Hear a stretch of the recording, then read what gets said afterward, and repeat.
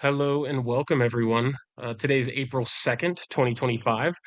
Lee and I are here to discuss the March 31st ban list. I know we're kind of a couple days behind here, but I think Lee and I largely wanted to let 48 hours of time to settle and hear a few opinions from some of the larger content creators that we follow, and just hear a little bit more from the top end of Wizards of the Coast, as well as again those content creators regarding the BNR across legacy, modern, and standard.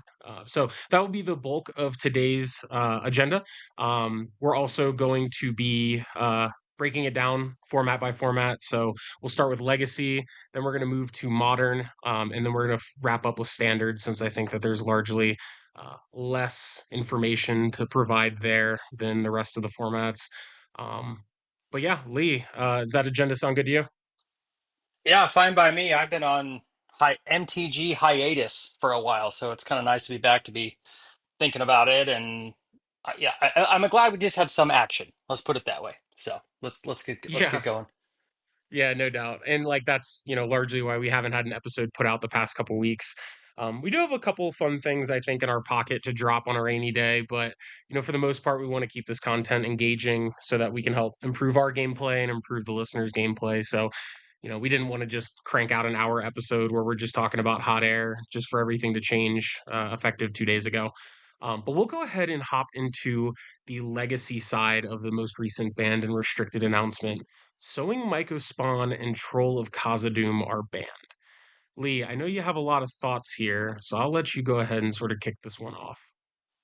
Yeah, I think everybody who's local is probably tired of me hearing me say that Entomb should have been the band here. I still agree with that. And I really think it comes down to like the issue I have with banning troll is it doesn't actually line up with what they said in the announcement. So the biggest line I think is that they talked about mid-range and control decks having been pushed out of the metagame because we're having wildly condensed games, which means that there are things that are happening on turn one or maybe turn two of the game that are like not allowing your opponent's deck or your opponent's strategy to function. So, Sowing Microphon's an example of this, and Tomb Reanimate's another example of this, where the thing that you're doing is so fundamentally powerful before your opponent gets to actually even start to enact their game plan that the game is fundamentally over, even if it's not technically over on the first or the second turn. And I kind of get why they went to banning Troll instead of Entomb. I think, they mentioned after the last BNR that they considered like Entomb and Reanimate to be part of like, quote, like heritage piece of the format. But I just fundamentally disagree with wanting to maintain the types of games that Entomb facilitates, right? Like for the same reason that Mystical Tutor is banned, Vampiric Tutor is banned, Imperial Seal is banned, all of these one mana cards that simply let you bypass the normal pace of a Magic game and literally tutor any card directly into the zone that you need it to, whether it's in your hand or your graveyard, is what makes these games wildly condensed, as they put in the BNR announcement. So I just don't understand why they're trying to protect this type of gameplay. Like, I hear the argument among some of the content creators. I've listened to only a small bit of content since I've kind of been out of the loop here for the last couple of weeks, but everyone's like, oh, it's like, it's been around forever, but like, that's not really true. Like, Entomb was banned at some point, and I think it should have remained banned. And then they go back and talk about, well, if you want to go back and look at, Turbo Reanimator when, Eric Landon was the best person playing the archetype and it was a faithless looting based kind of all in combo deck, they like argue that that was like an okay kind of thing to have in the format because it was never overpowered or oppressive to the format at large. And like, while that may be true, like, again, why are you trying to protect that type of gameplay? Like, that is never an enjoyable experience for your opponent. when you unmask them on turn one, Dark Ritual and Tomb Reanimate put Grizzlebrand into play. Like, I just don't understand why you're trying to, facilitate that time of gameplay. So anyway, I just fundamentally disagree with it.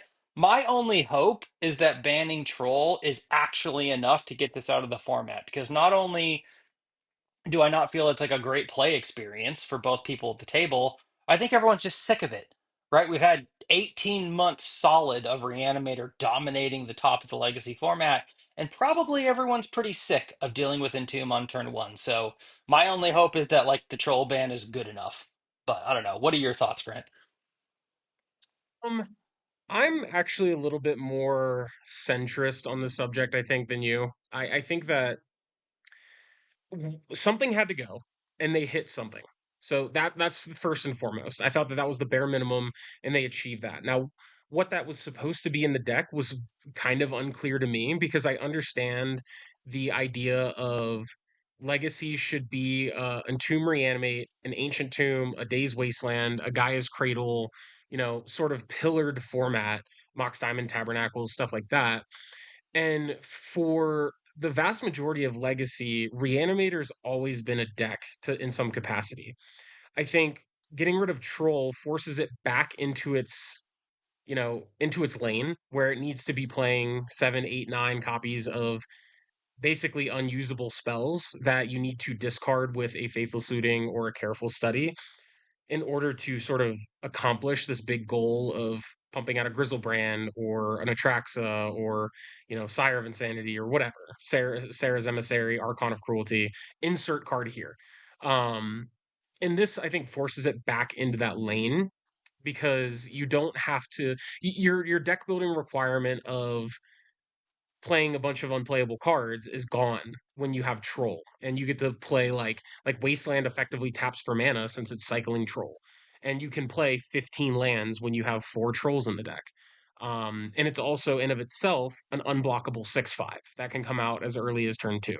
So I don't necessarily hate the ban. I understand what you're saying with the flexibility that Entomb provides, but some of the best legacy formats I've played have had both Entomb Reanimate and it unbanned, and those legacy formats have been fine.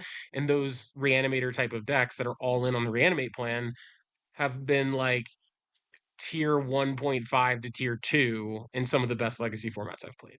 Like when it was like Bantero and Is It Delver, Reanimator was kind of on the fritz a bit because you had like an endurance force of will deck and then you had like a day's wasteland force of will deck, keeping it in check. So Yeah, I I mean, am I hope glad to you're see right. something. Yeah, sure. Go ahead. I just don't know that you are. Like, I think it's definitely true that you have to play a whole bunch of fatties if Entomb doesn't exist. That's definitely the case. If Troll doesn't exist, again, I'm not sure. Like, can the deck be fundamentally the same? And then can you sub in Oliphant or something else or Ent or yeah, I just think it's an inherently dangerous thing to leave in the format. The other thing that people aren't thinking about is like, to me, it's very much like the original thing, the decision that they made when they banned survival of the fittest a long time ago. And I was kind of thinking about this because you and I were talking about this as a potential unban. But like at that time, at that juncture, they had the opportunity to either ban the engine card in survival of the fittest, or they could have banned Vengevine, and it would have been fine. But the thought process was, well, what happens when we print the next busted creature that like coming from the graveyard is a problem? And I think you still sign up for the same thing here. Like maybe this is fine for a while until they print super cracked Atraxa 2.0 in 2026, and now all of a sudden we're like back in the same problem again. And I fundamentally disagree with the tenant that like, oh, something need to go from Reanimator, so we'll ban one card. We just did that twice. We banned Frog, it wasn't enough. We banned Grief, it wasn't enough. Like I don't know. Like I hope you're right, but I'll reserve judgment because I think that we're still in a possible future where Entomb and Reanimate together in the format are not allowing potential other strategies to be viable. So I guess we'll see. Well, on the other side of the coin, though, Entomb and Reanimate has still had less cards get banned because of its existence than Days and Wasteland. So, like, I think it's easy to throw stones at like something that we don't love, which is Entomb Reanimate. We love Days Wasteland, but I have to also be conscious of the fact that like both of those cards have existed for what 13 years. I think Entomb was unbanned in 2011, and it's only become a problem in like early 2023. So I'm trying my best to take a step back and try and not sit in my own brain when I look at this evaluation, because a lot of the other decks that I've played, Storm and Delver, etc., have gotten so many cards banned. So it's like I guess I would put this back on you and say, outside of Grief, Frog, and Troll, what else has Entomb and Reanimate gotten banned? Yeah, I don't think it needs any more justification than that, personally. It's basically terrorized the format for 18 months, and that's reason enough to get it out of the sphere, in my opinion. Like, I again, I disagree with Days in Wasteland being problematic. I am never going to be on the side that's going to argue that the answers are a problem. I think that's the reason that Legacy is a great format, is that the answers are good. It's the proactive questions at 1 mana that your deck gets to do every game that are the problem. So Sure. Okay. Well, I mean, we could definitely put a pin in that and reevaluate that conversation at a later date once we get a little bit more metadata. Speaking of cards that are just uniquely a massive problem and a huge sort of bane to the foundation of Legacy, talk to me about Sowing Mycospawn. I'm so glad that this card left. One of the tenets of Legacy, in that it is a wasteland format, is that basic lands continue to be very powerful things to put in your deck. That has always been the case since the format was conceived.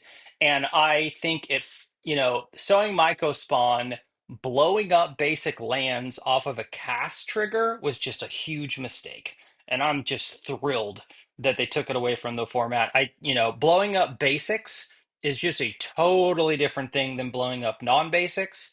And it's never a thing that's good enough that you have to like spend a bunch of mana on. Like, sinkhole's always been legal, but black sorcery to do it is like not good enough. But when it's like a free add-on that you really can't interact with in any capacity, I think it's completely egregious. And I think I'm very excited that Michael Spawn is gone, and I think this will at least open up the ability to make a game plan around eventually making land drop number 4 in your deck. So I think it's excellent. Yeah, I agree. And it's like funny because, we have sort of our own play group in Denver that we consult with a lot. And the only folks that were like blown away that this card got banned were the folks that were playing this card. They haven't really like felt the receiving end of it for the most part. And they were just like, why is this card banned? And I'm like, because it destroys the one thing that's supposed to be hold sacred in Legacy, being like my basic islands. So I'm all about this ban. I also think that this relieves a little bit of pressure off the control decks, which have been like largely pushed out of the format. I hate the control decks, but I think that Legacy is a better format when they are competitive. So it's, kind of a double-edged sword there. So hopefully we'll see like sort of a rise in, these Jeskai basic lands slash miracles decks that, haven't really been able to flourish as of late. So I don't have too much more to say about Sowing Micah Spawn. F that card. I never want to see that card again, to be honest with you. And I'm happy that I don't really have to in the format that I love. Yeah, I'll talk about it briefly in the context of modern when we get to there, but as far as legacy goes, good riddance. Yep. Yeah, we'll smell you later. So, I also wanted to point out a few cards that I'm a little surprised didn't get smacked. I'll start with like Balustrade Spy or just Oops All Spells as a deck. And Dread Return for that matter too. I'll sort of bundle them two for one. I thought that Oops All Spells needed something to go. And it's funny because after the BNR, I fired up MTGO, and my very first round, excuse me, was against Oops All Spells, and I got absolutely freaking destroyed by this deck. Um, Having just a one card combo deck is kind of an abomination. And I think as long as this deck is as powerful as it is, we're going to have a hyper condensed format anyway, despite the banning of this like reanimator tempo deck that's been so powerful the past 18 months. when every deck still needs to have a plan for basically like a $600 on paper deck that will win on turn one, and the variance of the deck has gotten a lot better with the printing of the modal face lands. It's kind of a problem, in my opinion.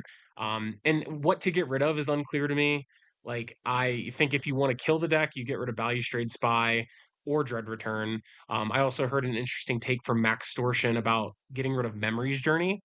The collateral damage of Dread Return and Memory's Journey is that you're hitting Cephalid Breakfast, which I largely think is a very on the line type of deck in Legacy. I think that it's a reasonable deck. I don't think it necessarily should have anything removed, and the great Breakfast Pilots deserve the wins that they get.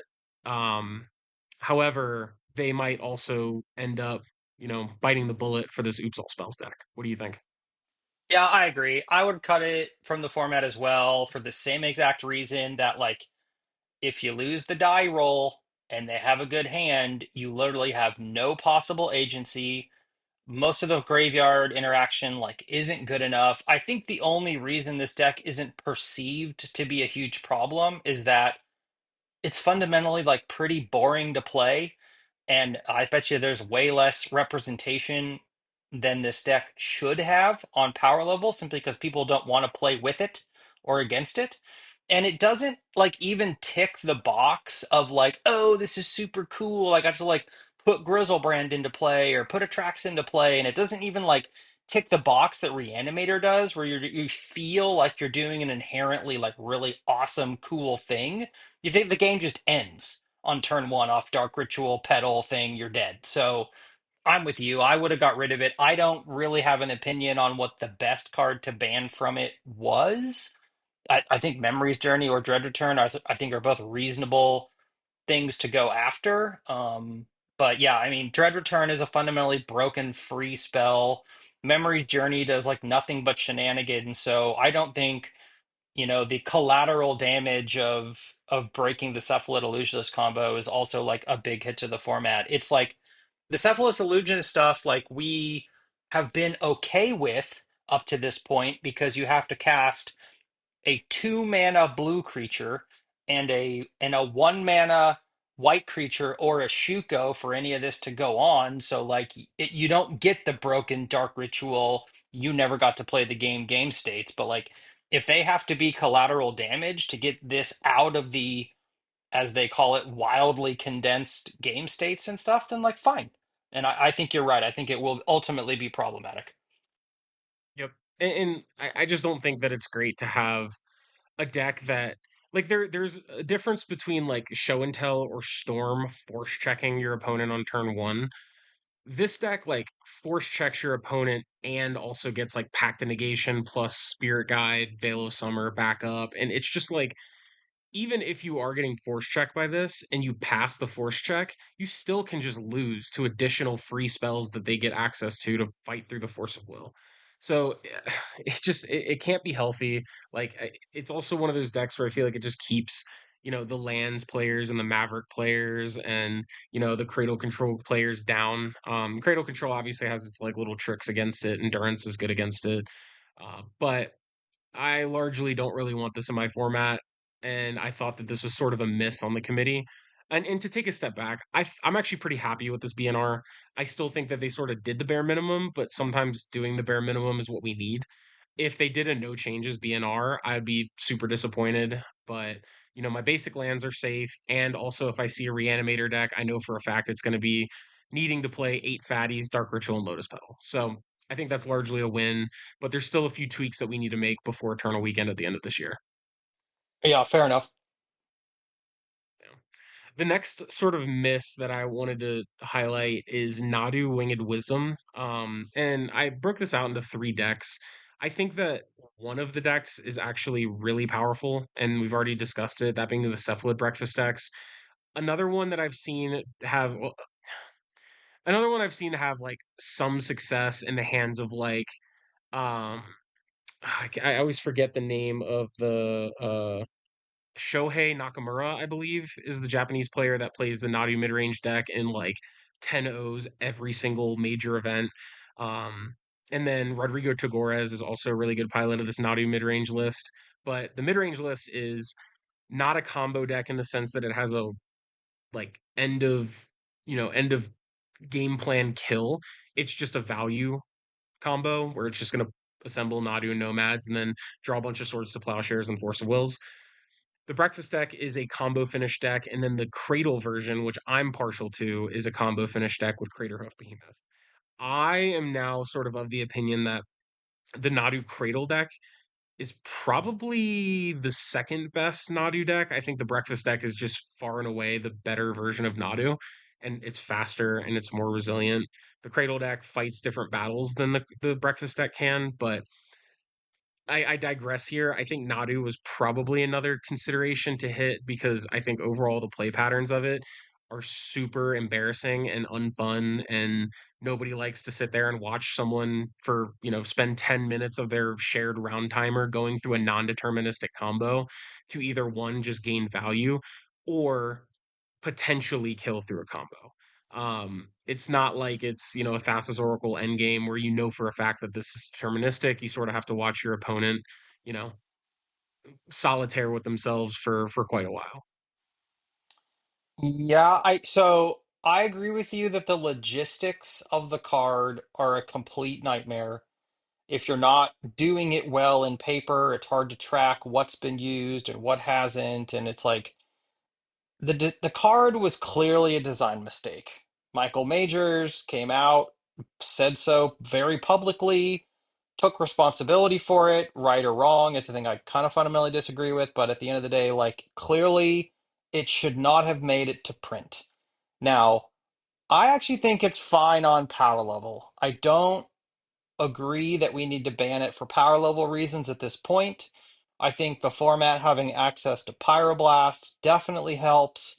I think it's not an oppressive game pattern in that you have to make several land drops typically and play till at least the third turn before any of that kind of goes on. So I would be fine if it left the format. I certainly don't have any love for the strategy, but I think it's dubious at this point to ban it on outright power level. I think the most reasonable ban for that card would be on the logistics of it, but I don't know. I'm not like upset about it being in the format like I am Oopfell spells.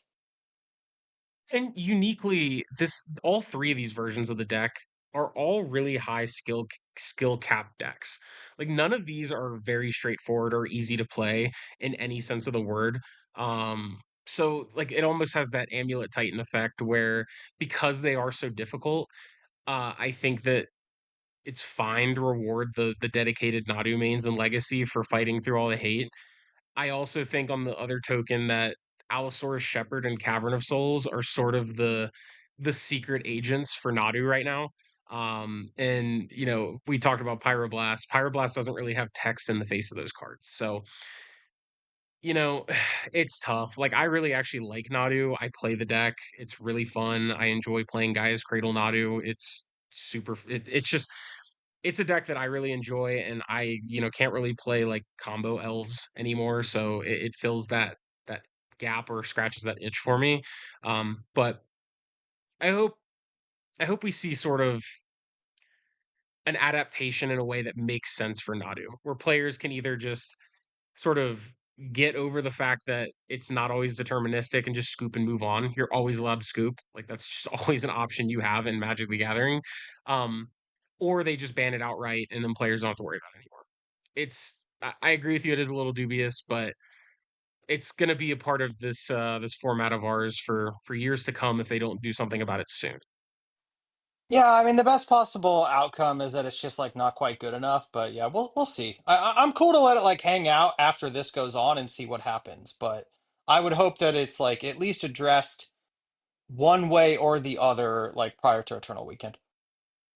Sure, that makes sense. Speaking of, where are you going from here? I mean, are you just gonna default back to Delver, or what does your deck selection options look like from this point? I think I'll probably have two decks built at all times. I think the blue-red Delver deck simply builds itself. Nothing fundamentally changes. That's the deck where I want to play super low to the ground. have a bunch of lightning bolts, get the opponent dead, play four wastelands, four dazes. I don't think it's a particularly good stock up deck. I think stock up and daze together is pretty problematic and slow and hard to cast. But I think the Delver deck's going to remain super solid. I don't know where it's going to, kind of go from there. I can't imagine it's really going to change that much, but it's going to be super solid. And I've played it for years, and I'm going to have that kind of in my bag at all times. That's my like backup deck, let's put it that way. And the reason I'm not really like focused on it is like the deck's already built. Like there's nothing to think about. There's nothing new to do there. I just think it's like a good deck.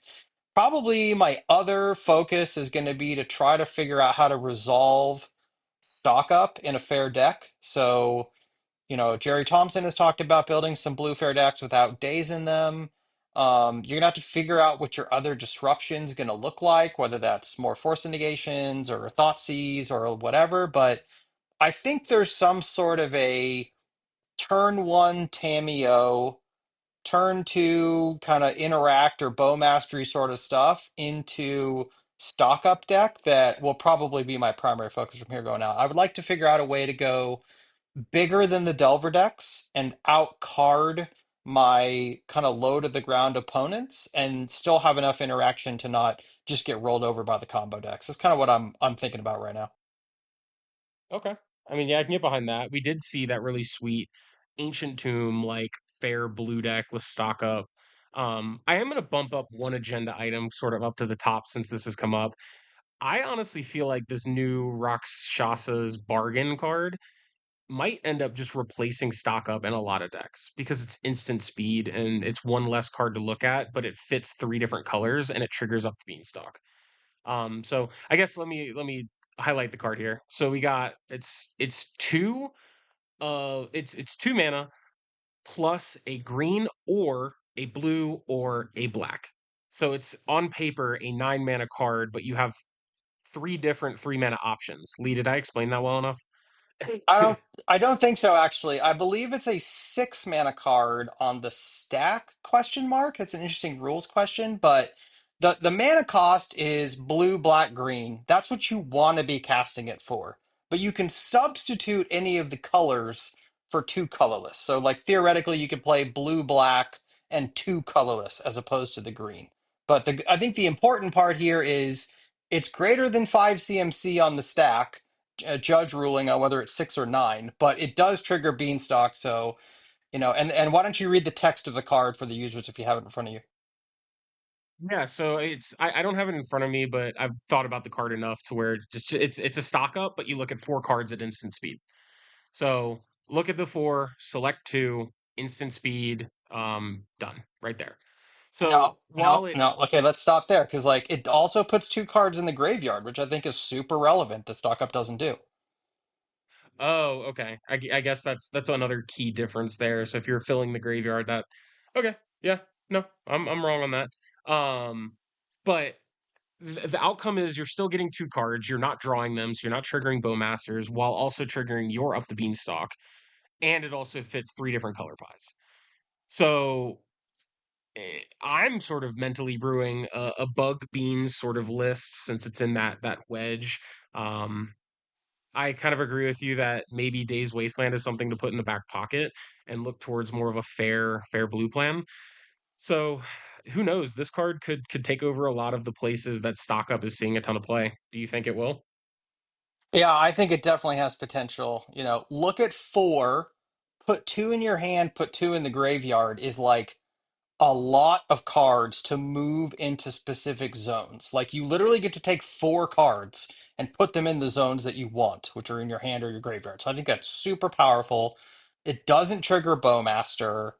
It pitches to Force of Will. Like we've seen cards like this in the past, whether it's Painful Truths a long time ago, or even like Shadow Prophecy and some of the like the lower powered Eternal formats, where like the fact that you can spend 3 mana, get legitimate card advantage out of these, and then, now that we get to do it at instant speed and potentially trigger Beanstalk, I think it's going to be awesome. I think the question is just going to come down to like, is the format in a place where you can fundamentally make three different colors of land drops and you have the time to cast it, a card advantage spell. I think that's just the only question in my mind. But I think of all the options, it's the most powerful of them that we have, at our disposal. Well, so what do you think about this when you can look at four and you get to pick up a Force of Will or Reanimate, and then you get to dump like two fatties into the grave? Yeah, here we come. If a couple months from now I'm still putting Entomb in my deck, like I'm coming back to this rant, man. Like it could be happening. Yeah, it seems like the world is that card's oyster. I'm excited to play with it. Maybe I play it in a fair shell, maybe I don't. I don't know. I'm not entirely sure what I want to do with that card yet, but it is on my radar, and I do think that it has a lot of potential of just replacing stock up. Because my biggest issue with stock up has just been casting it at sorcery speed because I hate doing that in general. Yeah, I hate it too, but I think I agree. Like that deck list by Yuki that 5-0'd like the first day that had Ancient Tomb and stuff. Like I think that deck was fundamentally like had some issues and was misbuilt in a lot of ways, but the thought process of going turn one Underground Sea into turn two Ancient Tomb, refill my hand after pitching a Force of Will, like that is a powerful set of things to do. And for years and years, I've always kind of wanted to play a fair blue deck with Ancient Tomb. And, it's possible that we get there. And I think that's fun. Like, these are the type of cards, the Ketramoses, the Stock Ups, the Rakshas's Bargain. Like, these are the type of cards that are exciting new printings that we get to play with in Legacy. And I just hope we have a format that gives us enough room to play with them. Yeah, definitely. To answer the question that started this all in short, for me, my deck selection right now, I'm playing Delver, playing Izzet and Teamer, and I'm playing Nadu Cradle. I'm also going to be looking at backfilling some Bug Bean style strategies with Rakshas's Bargain, and I've also thought about putting together the Nadu Breakfast deck because I have all the pieces and it's just really good. So that's where Great. my head's at as far as deck selection goes. But um, our next item is just how to evaluate new formats. How do you want to approach that part?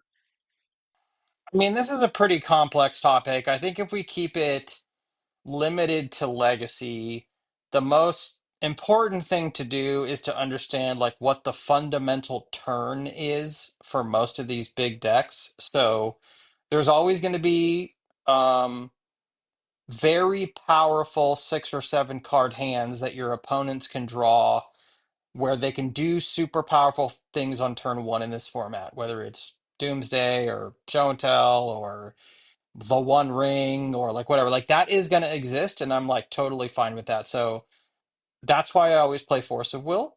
So that's my starting point for Legacy. Like in Modern, I think is a different answer. I think trying to play answers in Modern is problematic historically, but in Legacy, I feel like you're almost forced to fundamentally try to play a Force of Will deck because you're going to lose the die roll at least half of the time, or maybe more than that in your case. And if you win game ones, you have to play on the draw every time in game two. So, in Legacy, I always begin with Force of Will as the basis of what I'm looking at. And from there, I kind of need to figure out like what winning looks like. Historically, I've gone to the aggressive Delver style strategies with Lightning Bolt so that I can plan my game plan accordingly. Like if I can, in a pretty regular fashion, get my opponent dead by turn 4 or 5, let's say, with some one drops and some bolts and maybe price of progress and whatever, then I can very narrowly answer what my opponent needs to do, and I find it easier to draw my opening hands. I fundamentally struggle with trying to play a bunch of really slow, reactive swords to plowshares control decks, but other people will figure that out for us. So that's how I look at it, but maybe my viewpoint is like kind of narrow. I know you always look towards, something with basic forest and try to figure out if it's viable. So I don't know. What's your thought? I don't always look at basic forest, but I do. Honestly, basic forest like guys cradle stuff is like mostly in the pet category for me. I think I'm largely in the brainstorm ponder camp when I'm trying to win. But for me, what I like to look at is what is the most powerful thing going on in the format. And what I mean by that is, what do I think is the strongest thing to be doing? And sometimes it's going to be Ancient Tomb Show and Tell. Sometimes it's going to be Ancient Tomb Blood Moon. Sometimes it's going to be Lion's Eye Diamond Tendrils of Agony. Sometimes it's going to be Entomb Reanimate, right? So what is the most powerful thing that's going on right now? And can I either play it or can I play the, contrarian seat of the format? So the contrarian side of the format hasn't really worked for me historically. I will say it's a lot more fun, but at its core, I do like to be doing the best thing possible or playing the deck that's just 50-50 against everything, being, blue red Delver or blue red X version of Delver. So right now, I think the strongest things to be doing are anything with Dread Return, so Breakfast or Oops All Spells. I also think Show and Tell is absurdly powerful right now. Um, what else? Maybe I don't even know if I put Doomsday up there quite yet. Doomsday is always a great deck, but who knows? And then I think the Delver strategies are always good in a brand new meta. So as far as my evaluation goes today, that's where my head's at. But yeah, try and find the most broken thing you can do and try and see if it's something that you can make work into your budget or your collection. Yeah, and I wouldn't underestimate the red decks either. You know, they're good. The decks that Tommy plays, the moon stompy decks with the run ring are still extremely good, and any deck that can put the one ring into play on turn two is like definitely scary. So, but I think the rest, I agree with the rest of your points. Yeah, my thoughts on Red Stompy though are Eldrazi sort of got pseudo deleted from the format. We'll see what those decks do. And like Red Stompy preyed on Eldrazi. It also like it didn't quite prey on the Reanimator decks, but it didn't have a bad Reanimator matchup, which also made it super good. So if we're living in this world of, Lotus Petal, Dark Ritual, Oops All Spells, and then Show and Tell, both of those are just historically terrible matchups for Stompy. It might not be the best thing to be doing right now. And like if I'm going to be playing Ancient Tomb, I probably want to cheat in Omniscience or cheat on Stock Up or doing what Yuki was doing, which was also cheating on Stock Up, but basically taking a fair shell and accelerating it by a turn with Ancient Tomb. Yeah, I agree. I think the other deck that's worth mentioning is the blue painter decks that keep getting iterated upon. They're becoming stock up decks. They're also ancient tomb decks. Like those decks are definitely good. And, we've had some discussions in the Discord about, red painter versus blue painter versus whatever. But to my eye, the blue painter decks look extremely powerful in the fact that they get to play the busted fast mana in, the Mox Opal, Lotus Petals, Ancient Tombs of the world, have 6 to 8 force effects in their 75, and kill you with a two-card combo that costs a couple of mana. Like, to me, that seems like, a front runner for something that I would never be excited to get paired into at the top table. Yeah, I think that those decks are strong. I played against it once the other day, but I also was, a three Pyroblast deck. Um, so it was something I was able to manage, but for decks that don't have the ability to interact very well with the with the Force of Will combo deck that's, two cards and one of them is basically just an Urza Saga target. It's definitely up there. And I'm not sure if the red painter decks are better or what that comparison looks like, but gun to my head, I'm probably going to want to register the blue painter version as of right now. Yeah, shocker. Yeah. I think I also have everything for that deck, so maybe you'll see me bust that out here in the next few weeks. Um we had the importance of MTGO here slated. Do you want to add anything to that? I actually don't know if we need to hit on this too heavy, but what are your thoughts? I mean, MTGO is the best place to play Magic if you want to improve. I'll give us a very short example. I was really practicing hard for the Spotlight Series, the first ever event in Atlanta, trying to play Standard. I figured that Arena would be the best place to play because you can get a lot of matches in and there's a lot of, people on there playing Standard.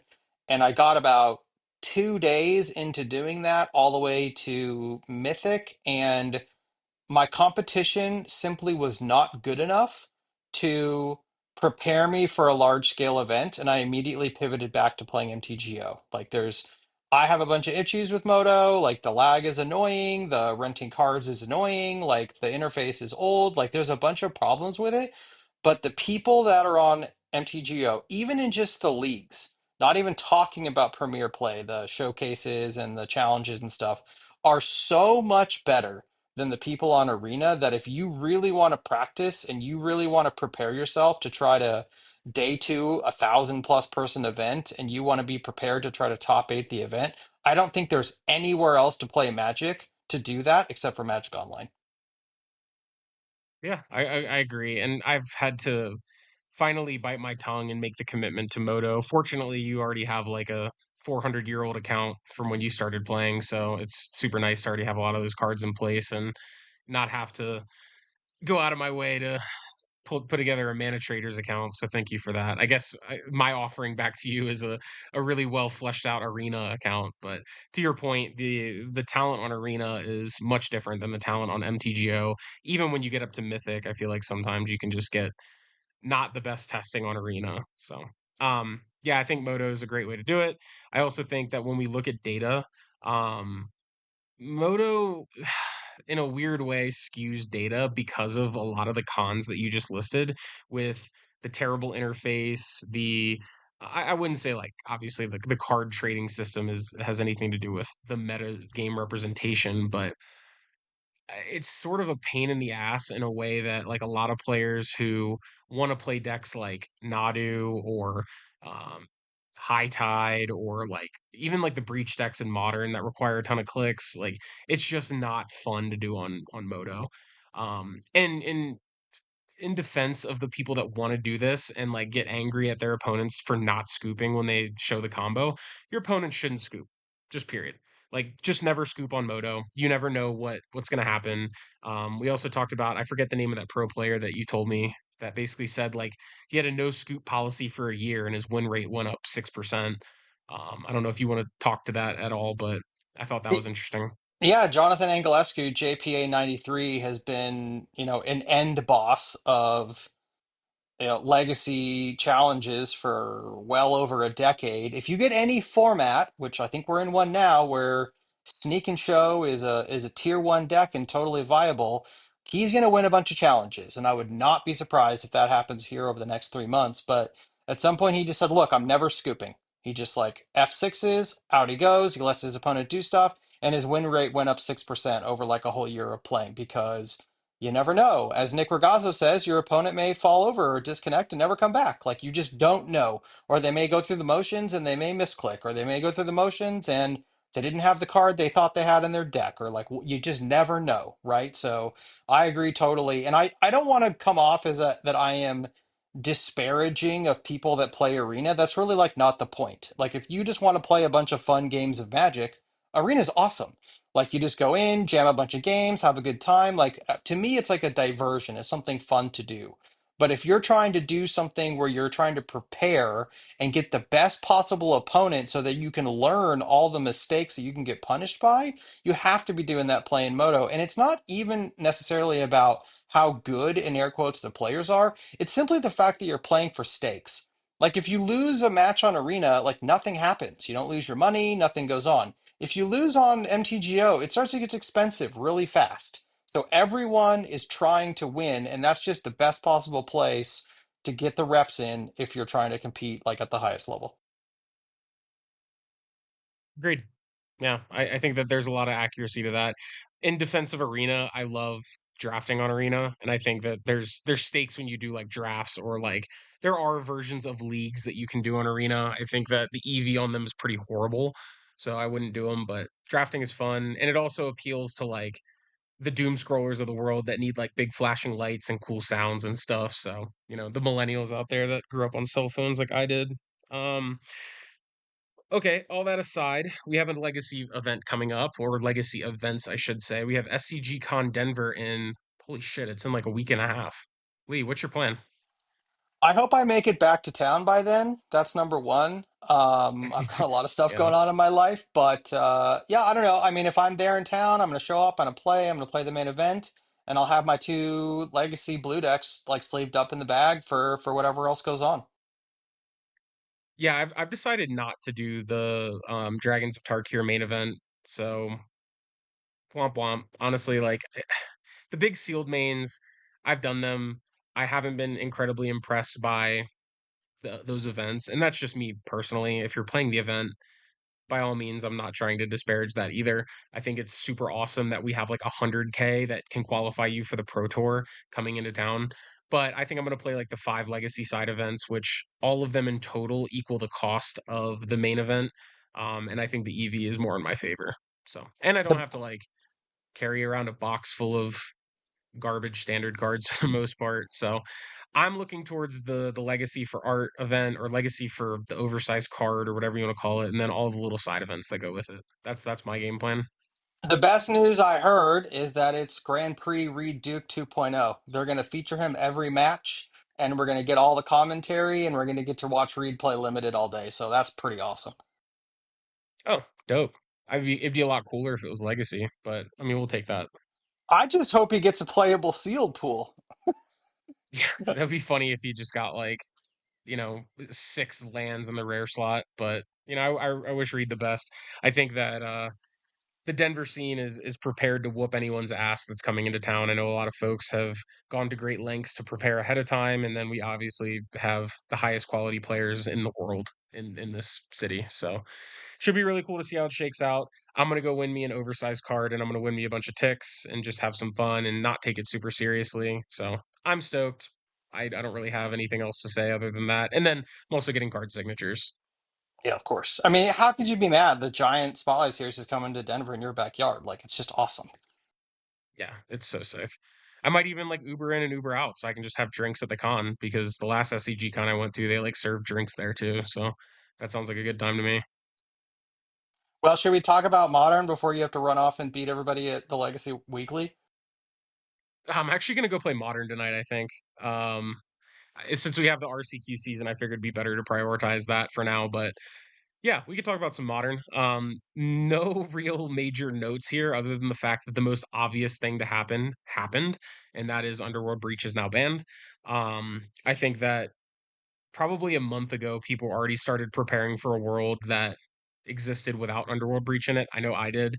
My deck selections at this point are all the different versions of Affinity, Thopter Sword combo, whatever, and then also Ruby Storm. That's another deck that I've just been totally obsessed with for a little over a year now. So I'm going to focus on those two decks and not go through the effort of purchasing like Ketramoses and the Amulet Titan deck and things like that. Obviously, I think those decks are great, but I'd rather just sort of hone in on what I already own. Yeah, I can't. I mean, this is exactly what everybody expected. I think it's a totally reasonable ban. I could have also, been fond of the argument that you also shouldn't be blowing up basic lands in Modern either with Myco Spawn, but I guess we'll see how the Eldrazi deck shakes out. Again, it hasn't been like out of line from a power level perspective, but also blowing up your opponent's lands on turn three and ramping and making a 3/3 like is of questionable fun for everybody involved. So we'll see how the Eldrazi deck shakes out. I don't really have any notes. I think it was pretty obvious that Breach was the best deck. I think the format looks fine.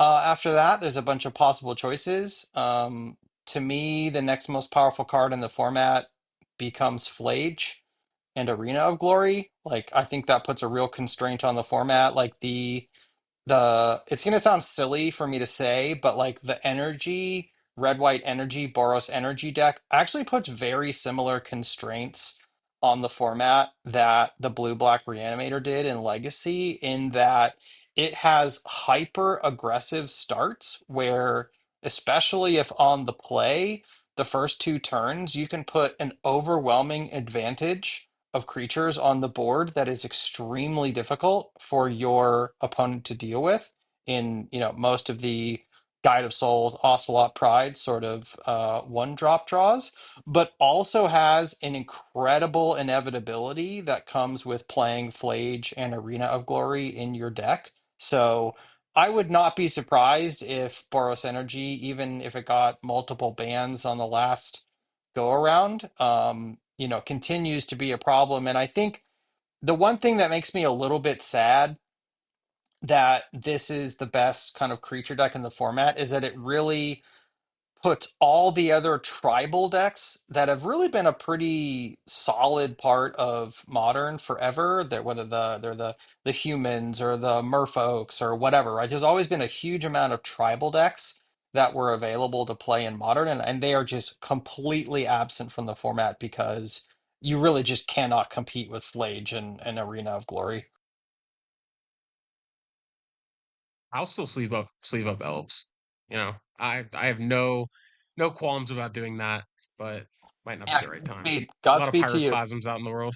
Yeah, yeah, for sure. Cool. Well, so what are your deck selections? What are you looking at playing for the RCQ season? It's kind of fun because I actually have a lot of choices. So I have the Domain Zoo deck, which I don't think is going to be great because it kind of actually had a reasonable breach matchup. So I have that available.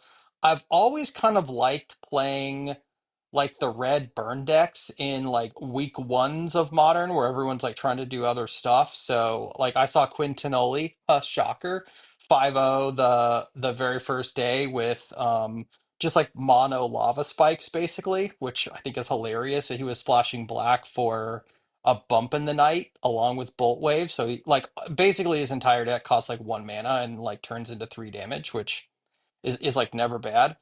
Um, I have the frog deck still and all the pieces to do that. And I really, the reason I got off of playing frog to begin with was the breach matchup was impossible. They were just way better than you and leaner than you. And like as soon as I played Joe on breach as the frog deck, I was like, "Yep, this is over" at the beginning of the season. So we'll see how the frog decks evolve. And then, I did take the plunge in order to place at a Ketramos. So I think that there is some universe where we can build a competitive, either the Ketchermost Blink deck or the Ketchermost Necro Dominance deck are both interesting to me. The only cards I'm missing for the Blink deck are the Overlords, the Black Overlords, which I think I can borrow if I need to. So it's kind of I have exciting. I one. think I have like 4 or 5 possible decks to play, and I don't really need to buy anything. So I don't know. Like, I think it's kind of fun, right? The format actually does feel more open than it has since the printing of MH3. So I'm just kind of stoked to kind of try them all out. I don't know where I'm going to land at this point. Well, so question for you, right? We just talked about how good Boros Energy is, and in previous podcasts we talked about selecting the best deck possible. Why no Boros Energy? Boros Energy is definitely possible. I'd need to get a hold of a couple Ocelot Prides is like the only thing I think I'm missing from that deck. But yeah, that's on the list totally too. I haven't really made a decision because I haven't like thought about modern that much since the bans kind of went on, and I kind of wanted to wait and see for like a little like a week or two to see how they shake out, and then yeah, probably go in. But yeah, I agree with you. I think keeping Boros Energy on the list of possible decks to play for RCQ season is just a smart thing to do. Yeah, it's interesting too because I think our thought processes on modern are a little bit different because I'm still of the opinion the best thing you can do in modern right now is Mox Opal, Mox Amber, Emery, Tameo, Mishra's Bauble, dot deck. I think that a lot of folks were obviously the breach deck is fantastic because of Underworld Breach. Like I'm not sitting here denying that, but playing the deck as much as I did, you could win games with just that core and just sit back and like recur Mishra's Bobble or flip your Tameo and like put all this pressure on your opponent to answer these just basically free cards. Like you can play all of those cards on turn one, which is just unbelievable for modern, which is kind of the zero fast mana format. So I'm dipping my toes into Affinity, and that's the reason why I really want to give that deck a run because I am still of the belief that those the blue creatures plus the artifacts are still probably the best thing you can be doing. Super powerful for sure. I think the verdict is still out on the term best, but I think if that's where you want to start and you want to put a bunch of cycles and reps into playing with that core of cards, like you cannot be too far off. And again, I think it's kind of fun, right? We literally just listed like 9 different decks between the two of us that we think are at least possible to play. So, I mean, to me, that's just a great starting point for an RCQ season. We have not had a modern RCQ season yet that was like open-ended like this. So, I it would not surprise me if we look back 3 months from now at the whatever, how many RCQs are there going to probably be like, I don't know, 12 or 15 or whatever that are in the area, that they're won by a huge variety of decks. And like, great, I think that's perfect. That's what it should be. Yeah, I think one big shakeup though will be when that new Ugin drops. Just the strictly better Karn Liberated. And like Tron becomes a thing and Karn becomes a thing. And then like I gotta figure out if I want to be playing Mox Opal, Mox Amber, and Mishra's Bauble into probably a very dense Karn format. Yeah, well, it's possible that those decks also kind of become Karn the Great Creator sort of like prison decks. And it's kind of funny because they specifically templated the new 7 mana Ugin so that you couldn't interact with like the mirror cards or your opponent's lands, because the actual text on the card says one or more colors on the, again, I think it's an exile effect that when it comes into play. But you can Mhm. always Karn minus go get a painter servant, and then all your lotus petals or your box opal start blowing up your opponent's lands. So there you go, get after it. Could be. The nice thing is that that Ugin can't kill Ruby Medallion. So maybe Storm is just Ugin Eye of the Storms is really bad against Ruby Storm. Yeah, I believe that. That's kind of funny. I don't know. I'm worried about the viability of trying to make all those land drops and do all that stuff when, there's a bunch of really aggressive decks. And I just thought of another deck, man. I also have all the cards to play the Hollow One deck, which again, we'll have to see how good that deck is, but like of all the decks we listed, that one is like really fun to play. So I'm down. Sounds like we have a lot of Magic to play whenever you get back. Yeah, sounds like it. You want to wrap us up with some standard? Yeah, I think it was exactly what I also expected in standard and no changes. There was a lot of talk about Monstrous Rage. I think it was in consideration. There was some stuff about, it showing as banned in air quotes on Arena before the thing that was, I guess, a misnomer. But I kind of think they've been very stringent about staying to their pre-announced schedule for bannings, and in the original announcement they did not want to ban cards from standard until the fall, and they're going to do standard bans in the fall with the fall set release. And I think they just stuck to their guns, and I agree. Like, I don't think the format is out of bounds. Like, is the format super constrained in a way? Yes, it definitely is, right? The red decks at the bottom are forcing everybody to be respective of all the different one drops, and it can kill you on turn four. And on the other side of the format, the domain deck just goes way over the top of anything else that anybody else can do. So there is kind of a what I'll call like a narrow window, but there are decks that are competitive there, and I think the format is good. Plus, it's really not that big of a deal, right? Like modern season is over, or I'm sorry, standard season is over outside of the two RCs coming up. And, unfortunately, I didn't qualify this last go around, but if I was going to RC Hartford or Minneapolis, I would absolutely be playing Monstrous Rage and the Red Creature still. And I think that that's the best thing to be doing. But if you want to play Domain, or you want to play Pixie, or you want to play Blue Black Bounce or whatever, I think all those are viable. And I'm personally kind of glad that they didn't take any action. I don't think it was needed. And let's just, kind of hang out and see what happens with the next two sets that come. There's the Dragonstorm is coming out like whatever next week, and then Final Fantasy is going to come out ahead of, I think it's in June, and then we're going to have a standard pro tour. And I don't know, we'll see if something comes out of those two sets that fundamentally changes how the format looks. Yeah. I don't really have a ton of notes. Honestly, the way I look at standard right now is if you're not casting Monstrous Rage up the beanstalk or this town ain't big enough, you're doing something wrong. And I also think that it's a really nice rock paper scissors that really can't be interrupted. You either don't ban any of them or you ban all three of them. Because I think if you ban Rage, then this town ain't big enough becomes like the best thing. If you ban Beanstalk, I think Monstrous Rage becomes the best thing to be. I don't know the exact rock paper scissors I'm trying to explain here, but I don't think you can just hit one of these without hitting the other two. Yep. Yep, and I think it's in a fine spot, and the games are still fun, right? So let's just keep it as it is. Definitely. Well, cool. I think that that's a good spot to wrap. I think this was a pretty quick one. I think we kept it within an hour, so you know we're rambling a lot less. I guess we're getting good at this or something.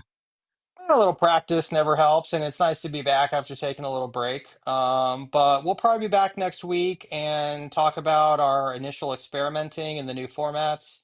I may try to play a little bit of Moto if I have some time. I know Grant's going to do some weeklies around Denver, and I think we'll have a new set of legacy stuff to talk about for the blue decks that we're trying to play with, and then kind of our initial impressions of Modern, right? I think it's kind of an exciting time. Agreed. I'm stoked to be playing a ton of Magic. I'll probably try and do a couple leagues each day, and yeah, jam some weeklies and get out there and hang out with a lot of our friends and get their takes and thoughts and opinions on everything. So excited to Cool. be playing Magic right now. Yep. Awesome. Me too. Thanks for listening, guys, and we'll be back next week. Cheers. Cheers.